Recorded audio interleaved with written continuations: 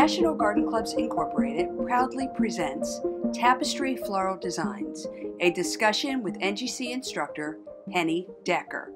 Penny, what is tapestry design? It's a creative solid mass design with geometric closed silhouettes. Why do you think most people are afraid of tapestry? I think they're afraid of them because A, they don't understand them, and B, they think that they're going to cost a lot of money.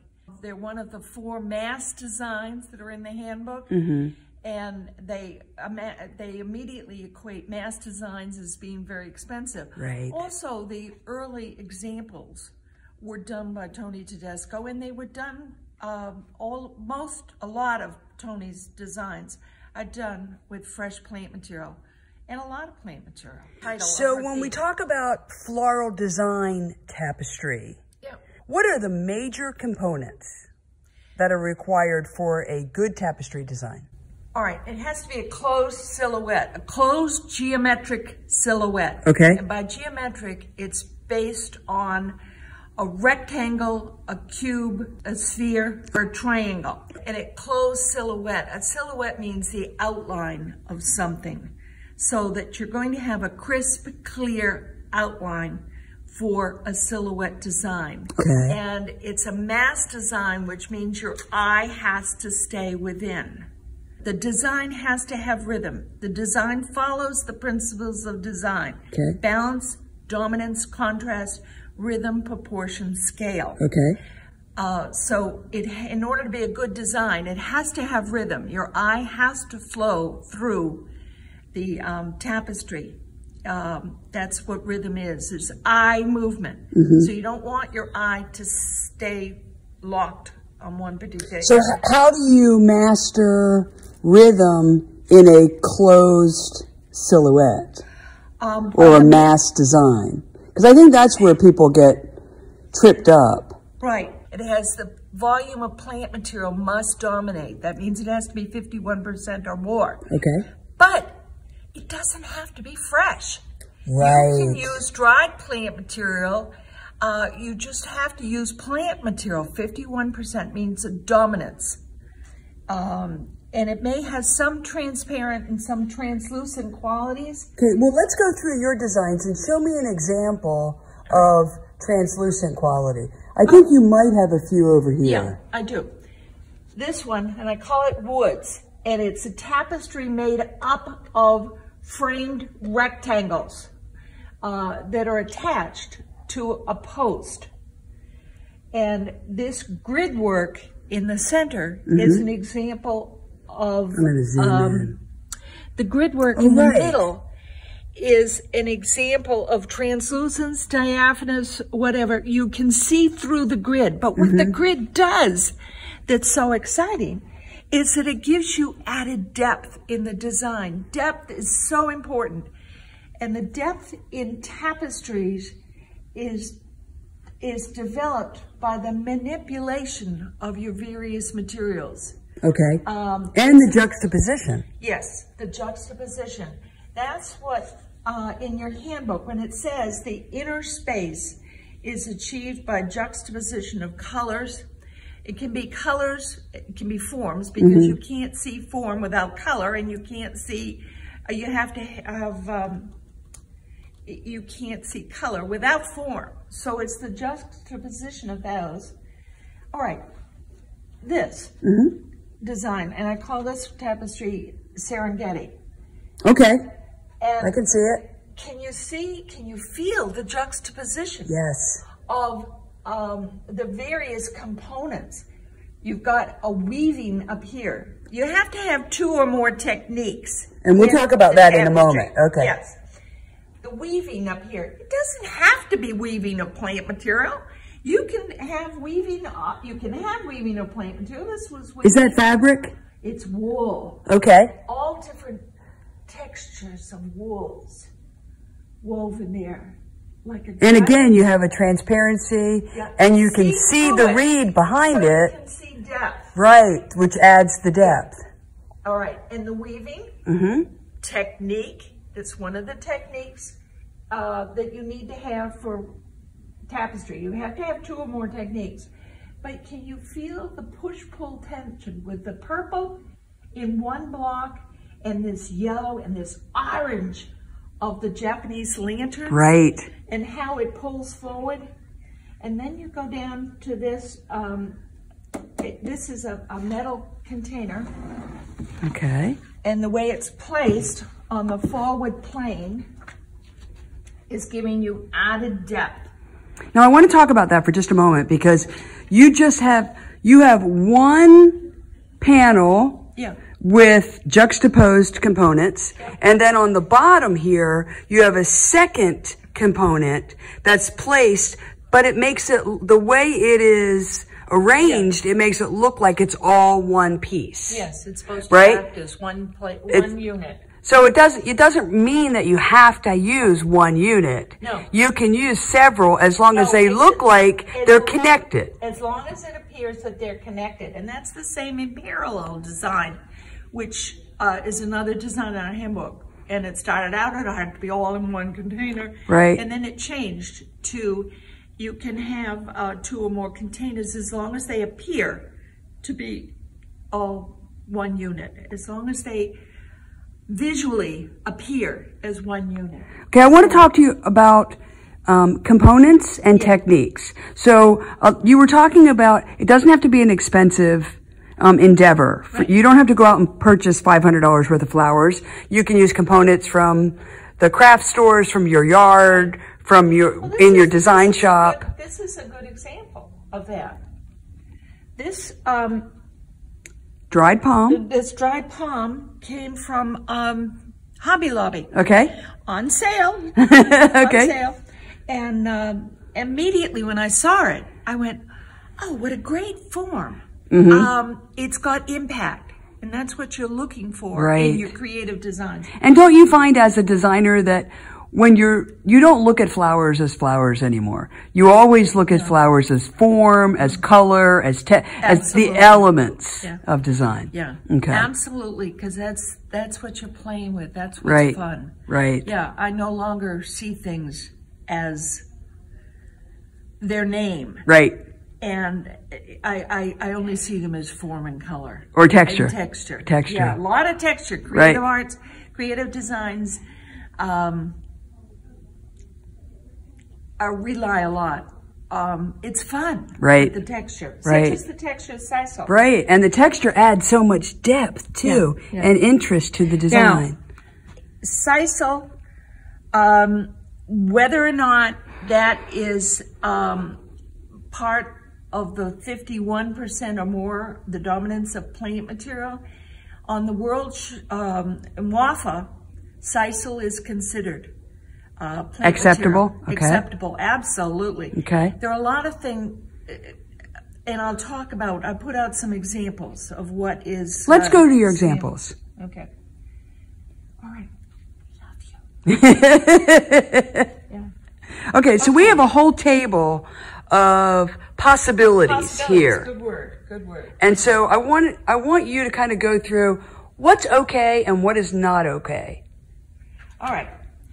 I'll take this one. Okay. This is a charger? Yeah, placemat or charger. And it's, I consider that completely accessible. It even came with a tag marked water hyacinth. It named the type of plant material. Oh, wow. Okay. Yeah. So water hyacinth. So you could either use that as a single component or rip it apart and use it. Well, I think you could rip it apart if you could. Okay. But I would use that as a round form. Okay. It's water hyacinth, but it's also been whitewashed. Okay. So, and you have a round form right here. This is water hyacinth natural. That you're actually using it. Natural. All right. And the seed pods are bleached lunaria. I didn't do it. That's the other question. Can you use, that we were discussing yesterday in the botanical arts, that you can use purchased treated plant material in design? Absolutely. Okay. Absolutely. And where do you get it? Everywhere. Everywhere. Amazon. Amazon and also Etsy. Etsy. E-T-S-Y. I'm amazed now. All those home crafters that are selling their skeletonized leaves and dried stuff. There's a lot of dried plant material. They have king proteas now. Oh, on wow. Etsy. Okay. And they also have proteas that are dried, pincushion proteas. They're coming, look for where they're shipped from. Okay. Because a lot of it is shipped from China. And so do not expect it tomorrow. Right. In fact, you're going to be lucky if you get it in a couple of months. Right, right. But getting back to these components. Okay. So we have water hyacinth. These were trays or grids or something from Hobby Lobby. I would consider these all right because you can see the handwork. No, this is the handwork, and actually that's weaving. But you can see that it's a natural product because of the little, see, you can see. Right. You can see that nature was there at one point in its life. Yeah. All right. This from Hobby Lobby, and definitely it's weaving and it's palm. Oh yeah, you can actually see how natural that is. You can see every knot. You don't have to do the weaving yourself. You don't? You don't. Okay. That's okay. Good to know. Yes. No. Okay. So show me something that would not work. This one is questionable. This is, again, a charger or a placemat. It has rope a little bit. And in NAFIS, National Floral Arrangement Society from England, and they're kind of the arbiter. WAFA is the arbiter of what is allowed and what isn't allowed. Okay. In WAFA. WAFA is the World Association of Floral Artists. So that's allowed as natural plant material. I might questionable. This, again, a placemat, a charger. Looks very natural, but it's treated, and it looks like it's shiny. Yeah, but it's, I think my criteria is how processed is it? Okay. Now, Julia uses a lot of these in design. You can use them in design. This is not, to me, this isn't a placemat. This is a round form, brown in color, which is a shade of red or a shade of orange. Okay. Because the more with black added to orange is the closer you get to brown. The closer you get to black, you know, at the very end. Okay. This, I don't know. I must have gotten this somewhere along the line. And it's kind of a trellisy thing. Oh, okay, yeah. Yeah, but it's lost its identity to me as a trellis. Right. Now it's a twiggy form. Okay. It's this one. This again is processed, and you're probably saying, "Well, what's the difference between this and this placemat?" But, anyways, there. I would use this. This to me is very close to its natural form. Again, it's woven. Right. And you know, with some of the weaves now, they look natural, but then when you get close to them, you can see that it's actually a plastic material. Yeah. So you gotta be careful of that. You have to be really careful. Now, that's interesting about this. Now, this is sisal. Okay. Very diaphanous. Yeah, this is a natural plant material,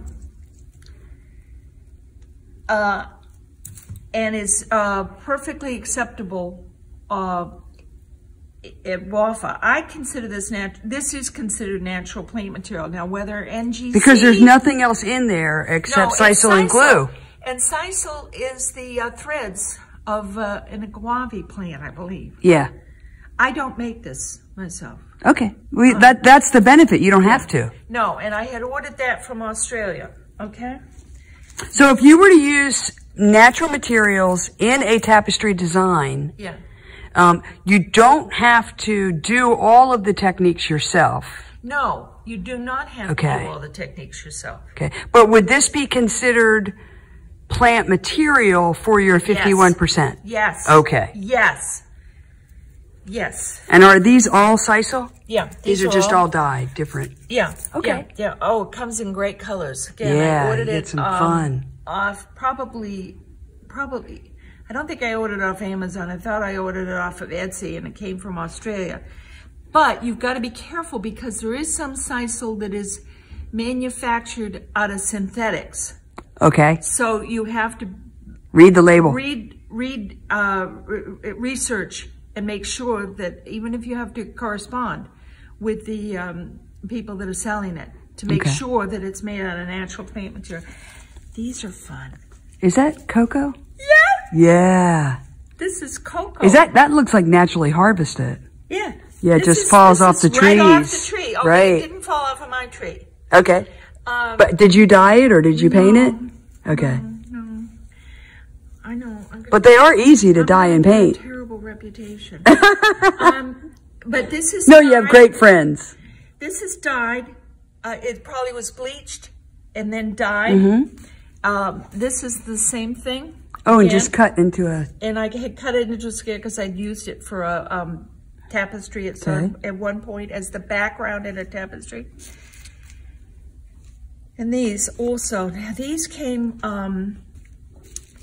from a couple of years ago from Coroni Art Studio, and it was off of Etsy, and I don't work for Etsy.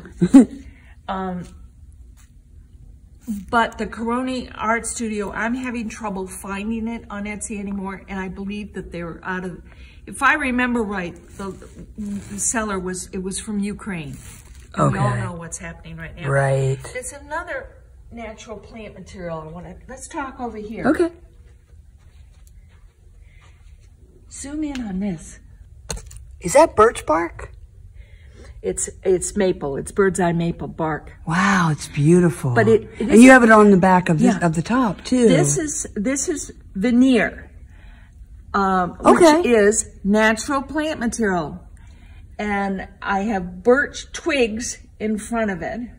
And then we talked earlier about the depth that you got through the grid work. And again, this is the maple veneer. I've also done a tapestry with birch bark and birch twigs, and it was a black and white, and it was wonderful, the juxtaposition. Where do you get bark? Where do you get the bark veneer? Oh, I've had it for a gazillion years, which doesn't help you. Right, but I mean, if you were to go to like a big box store. Oh, actually, yes, you get them all. Hobby Lobby had them at one point, and they have birch balls. Okay. And I've also been able to order it. Save on Crafts. Okay. I've been able to get it there. That one, birch bark is easy to get. You can go on Amazon and you can get it in squares. And I think sometimes you can even find it in rolls. Yeah, and sometimes if you live in Canada, you just harvest it in your backyard. Like our crepe myrtle. Right. Okay, so I want to know, because I know everybody's going to look at this, and how did you cut the pine cones? Do you see these fingers? I do have them all. So I didn't do it. Okay. Again, I hate to say the words. I order it. But there's nothing wrong with that. You don't have to do everything yourself. I think that's really a good point. Is there's so many components that are readily available, particularly now with the craze of natural. Yeah. And what you're looking for, or what this does in the design, is it's unusual. It captures your attention. Right. Am I right? Have you seen this before? No. And you want to find something that's unusual, captures your attention, or taking something ordinary and using it in an unusual way, such as the grouping of all of the Japanese lanterns. Okay. So I want to talk about technique, because there are, in our handbook for Flower Show, there are about, 30 different techniques, but there's probably over 100. Yeah, and there are different books, and in my outline, I had listed some of them. There's one by... and we'll post it in the credits. Yeah, Pim Van Aker, that he was...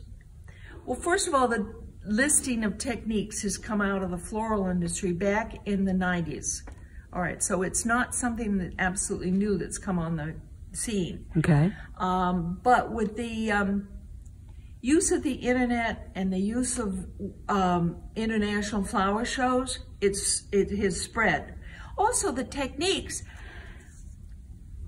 as they say, they're not new. And Norman Sparnan, who was, I believe, an Australian, but he was a Japanese floral designer. Okay. In both Ikenobo and Sugetsu, I believe. He wrote a book, Something Leaves, in about 1965, that was for years the standard on manipulation of plant material. So out of Japanese design, they've been doing it for a gazillion years. Gail Emmons out in California wrote the book on manipulation of leaves that was sold as a fundraiser for the World Show that was held in Boston in 2010. NAFIS, again, the British Society, has 2 small volumes on manipulation of leaves, and a girl named Jill McGregor, spelled G-I-L-L, McGregor, again from England. I'm not sure that she's head of NAFIS right now. Okay. And you were talking also about South Africa. Oh, the newest one that I do love, and you can go to their website and look at the thing. They have a techniques booklet out. It's the South African Floral Union. Okay, SAFU. Techniques booklet. And if you go to their homepage, in the top right-hand side of the bar, it will say techniques booklet, and you can pull that up. And it's a wonderful description of all kinds of techniques. Can you show us some techniques just in your work? Sure. Just examples? All right, well, these are just grouping. Okay, groupings. And clustering. Clustering. Yeah, and groupings and clustering. What you say is grouping, I might say is clustering. Right. And what I say is clustering, you might call grouping. A lot of the techniques are very, their terms are interchangeable. Okay. Okay? This one actually is in the booklet. It would be called leaf work, only these aren't leaves. These are petals. So call it petal work. But it's just called gluing. A technique called gluing. Okay. How hard is that? Who would have thought? All right? Who would have thought? And this is grouping. I was fascinated with the lunaria. This one's the dried lunaria. This is lepidium. L-I-P-I-D-I-U-M. Lepidium. Dried and bleached. And this is design. Look at the recall between the dried petals in here and the dried petals in the lunaria. Right. Repetition. Right. That's rhythm. That's what you're looking for in design. This is dried, preserved bougainvillea? Bougainvillea. Yeah. How cool is that? Yeah. And it's retained its color very nicely. That's my new favorite. Yeah. For this week. Now over here, you have a lot of technique. Yeah. And this is what I mean by it can take a long time, a lot of planning to do this. You got pinning, obviously, decorative pinning. I'm going to zoom in so you can see where you actually decorative pinning on the ginger leaf. And what your technique is supposed to do is add something to the design. What does it do in the design? And in the pinning, it forms a decorative line that pulls your eye up. And then you go down with the equisetum. Again, the equisetum is pinned, and you can call it, you could use that as a decorative technique. Actually, it's a technique that's holding the equisetum. Well, but it serves 2 functions. Yeah. Not only does it, it's a mechanic, but it's also a decorative element. So this is the equisetum, and it's been cut at a sharp angle, and it's coming out towards you. What that does is, this is a flat plane that your eye is moving on, and these is a sharp. It's a vector. the energy is coming towards you Okay. in that. So you've got these changes in movement, and you've got changes in planes. The reed, this is that Middlino? no, this, well, Maybe. most people would call it Middlino. Okay. I call it reed, which is what Middlino is. Right. And this is #1 basket weaving reed. You can buy a little gauge that has all the little holes, and you that do basketry already know this because you've used it to figure out what kind of reed you want to make basket with. But the rest of us didn't know that this was available. Okay? So this is #1, the smallest size of reed, and just a coil. And what it's doing is giving you the rhythm. Rhythm, right? Exactly. The ends. Right. You are launched onto the next one, up and around and down, and this one pointing towards this baby over here, and your eye Right. So down. your eye just continues to go through and then back around. And you've got you've gained unity in this because it's all green. It has a little bit of yellow, but it's still a yellow green. Yeah. Yellow green, and that gives it. We have a number of disparate forms. And we've combined them and able to make this work because of the color control that's in here. These are metal boxes. And what have you got behind them? They're plant trays. Oh, okay. But what is it? What is it This, on? all right. No, I mean behind here. Is that just cardboard or is that? No. Because, everybody always wants to know, how do you do it? Where do you start? Oh, you've got those on magnets. Wow, that's cool.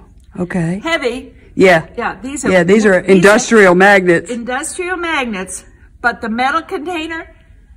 But what do you have? What's the background of that the plant material is sitting on? It's sitting on. Is it like a fabric or a foam? No. It's that greeny, yellowy green foam. Boom. Oasis sold a gazillion years ago. Right. Okay. Cut fairly thin. And I didn't add water to it. Right. Okay. Because basically.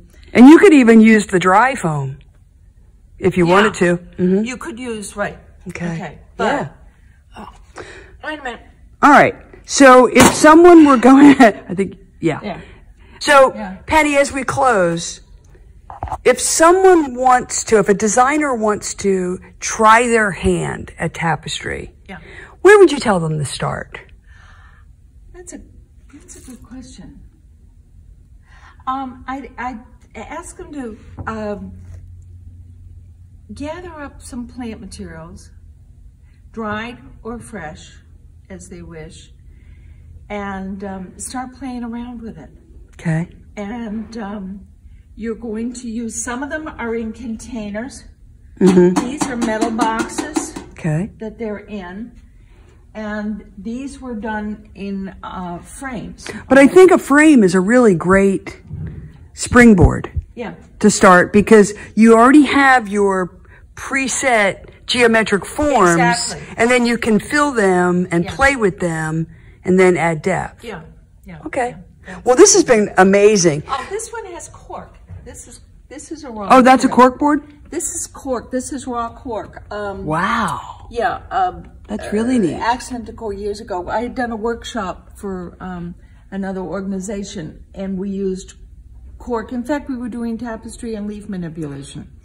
And we used cork panels because it gives you that closed silhouette, that geometric closed silhouette. That's what I think that's the hardest part for people. It's the closed silhouette. Yeah, closed silhouette, because they're used to, they're not used to working in that hard-edged look. Right. And it is. It's a hard-edged look, and they're not used to manipulating space. You've got to think of the 9 techniques that you can use for creating depth in a design. All right? Okay. And one of them was the transparency. Even this. Look, I have a grid here. Right. And it just adds just a touch. Mm-hmm. I could have used the cork all by itself.